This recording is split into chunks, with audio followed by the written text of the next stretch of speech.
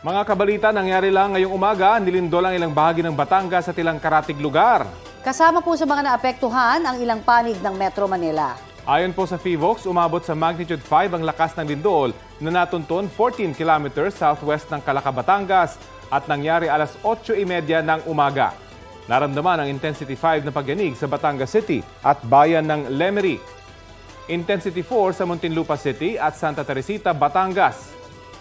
Intensity 3 naman sa Tagaytay, Cavite at sa ilan pang lugar sa Batangas. Intensity 2 ang naitala sa General Trias, Cavite, Pateros, Quezon City, Valenzuela City, Pasay, Obando at Maykawayan sa Bulacan at sa Santa Cruz at San Pablo sa Laguna.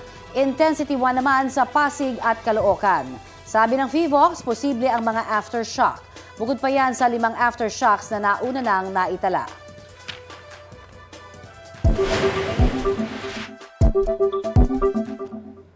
At dahil nga po sa magnitude 5 na lindol ngayong umaga, ilang klase ang nakansela. Walang pasok sa lahat ng antas sa public at private schools sa Calaca, Batangas at Alfonso, Cavite. Ang Alfonso MDRRMO, in-inspection daw ang mga school building doon kung may napinsala ng lindol. Dahil dito, balik modular distance learning daw muna ang mga estudyante. Sa mga magulang dyan, sana po ay nasundo nyo na ang inyong mga anak. Ingat po tayo. Update naman tayo sa lindol sa Batangas. May balita live si Paul Hernandez ng GMA Regional TV Balitang Southern Tagalog. Paul, kamusta na kayo dyan?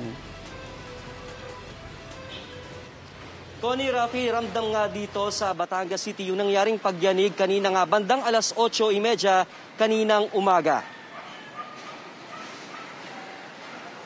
Agad na lumabas ng gusali ang mga empleyado ng Batangas City Hall para sa kanilang kaligtasan ng maramdaman ng pagyanig. At kahit mga estudyante sa isang universidad sa Batangas City ay agad ding pinalabas ng classroom.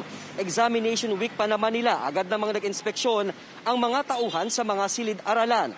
Ayon sa PHIVOX, sa panayam natin sa kanila kanina, posible pa raw ang mga aftershocks. Sa katunayan ay may naitala ng 5 ngayong umaga.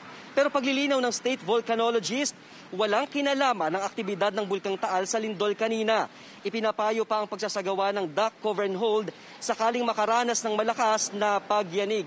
Sa ngayon na Connie, Rafi, ongoing pa yung isinasagawang assessment ng mga otoridad para malaman yung mga danyos dito sa probinsya. Connie, Rafi.